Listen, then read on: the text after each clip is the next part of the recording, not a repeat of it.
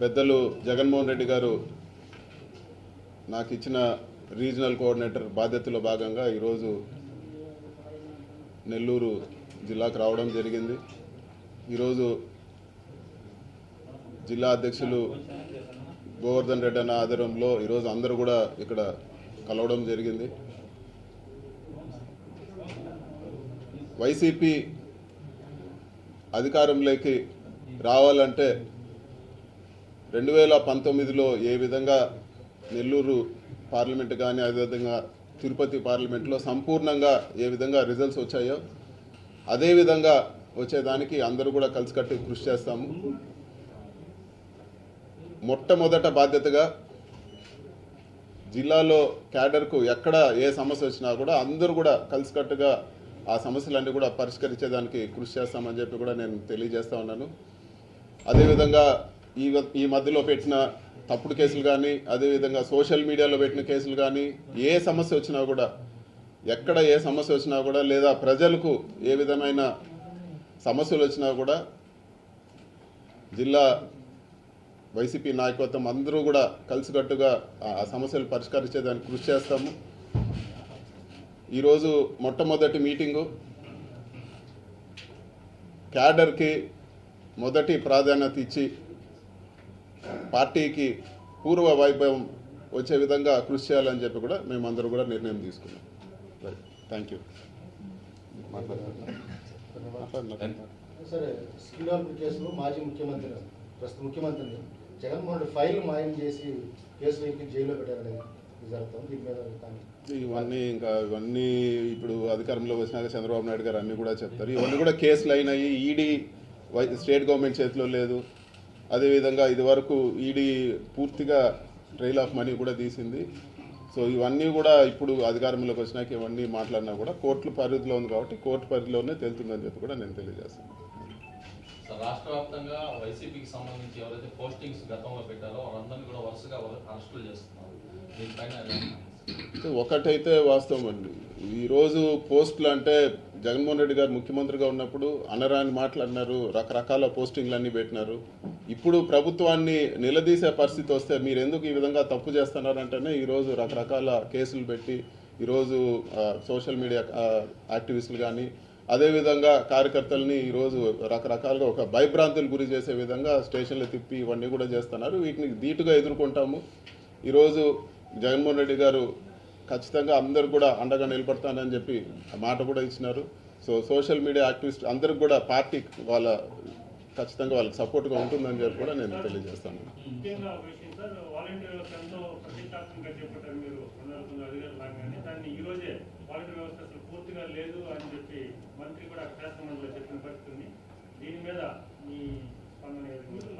ఇప్పుడు చంద్రబాబు నాయుడు గారి మాటలకు ఎంత విలువ ఉంటుందో ఈరోజు వాలంటీర్లు అందరూ కూడా ప్రజలందరూ కూడా తెలిసి ఉంటుంది. నేను జీతం 5,000 ఉండేది 10,000 పెంచుతాను, మీకు అందరు కూడా మీరే కొనసాగుతారు అని చెప్పి ఈరోజు చంద్రబాబు నాయుడు గారు అదేవిధంగా ఆయన దగ్గర పనిచేసే మంత్రులందరూ కూడా గతంలో ఎలక్షన్ ముందు చెప్పారు. ఎలక్షన్ అయినాక పూర్తిగా మాట మార్చి చెప్పారు. ఆ రోజే చెప్పాము చంద్రబాబు నాయుడు గారు వస్తే మాట పైన ఉండరు, ఇవన్నీ కూడా మోసం చేస్తారని. సో ఇదే కాదు, ఈరోజు గ్యాస్ సిలిండర్లు కానీ మిగతా సూపర్ 6 హామీలు కానీ మిగతా కూడా అన్ని విషయాలు కూడా ఈరోజు మాట మార్చే పరిస్థితి చూస్తున్నాము. సో చంద్రబాబు నాయుడు గారిని ప్రజలు పూర్తిగా ఇంకా కూడా ఇప్పటికీ కొన్ని విషయాలే చూశారు. ఇంకా కూడా రాబో రోజుల్లో మిగతా అన్ని కూడా విషయాల్లో ఎన్ని యూటర్న్లు తీసుకుంటారో కూడా ప్రజలు గమనిస్తారని చెప్పి కూడా నేను తెలియజేస్తాను. ఖచ్చితంగా ఇప్పుడు గెలుపు ఓటములు సహజము. ఓడిపోయినంత మాత్రాన జగనన్న పైన అభిమానం లేకుండా పోలేదు. ఎక్కడ పోయినా కూడా ఈరోజు క్యాడర్ అండగా నిలుస్తూ ఉంది. సో అభద్రతా భావం ఎక్కడా లేదు. కానీ ఈరోజు పెట్టే తప్పుడు కేసులు కానీ లేకపోతే పెట్టే ఒత్తిళ్లు కానీ ఇవన్నీ తట్టుకునేదానికి మేమందరూ కూడా కలిసికట్టుగా పనిచేస్తాం. ఇక్కడే కాదు, మేము రాష్ట్ర వ్యాప్తంగా వైసీపీ క్యాడర్ అందరూ కూడా కలిసికట్టుగా పనిచేస్తాం.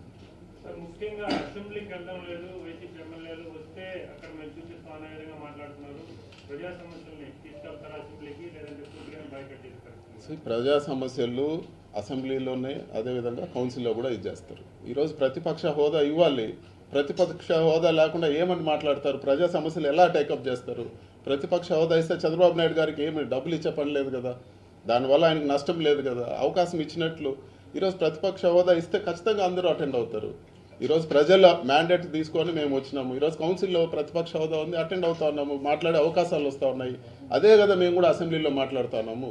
అది ఇవ్వకుండా ఈరోజు ఇవన్నీ కూడా డైవర్షన్ పాలిటిక్స్కి తెరదీస్తున్నారని చెప్పి కూడా తెలియజేస్తాను.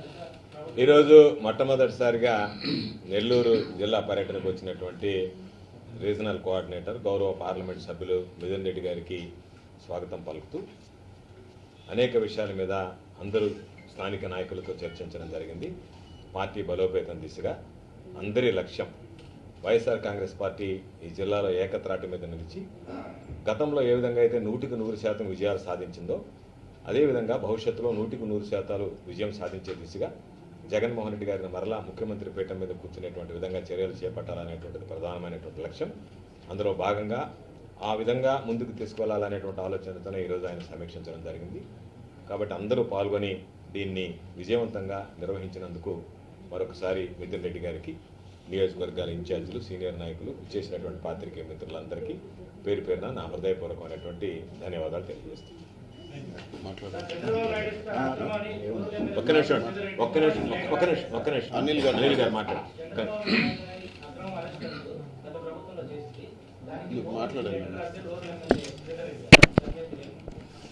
ఆయన అన్నిటికీ లేఖలు రాస్తుంటాడు అబ్బా.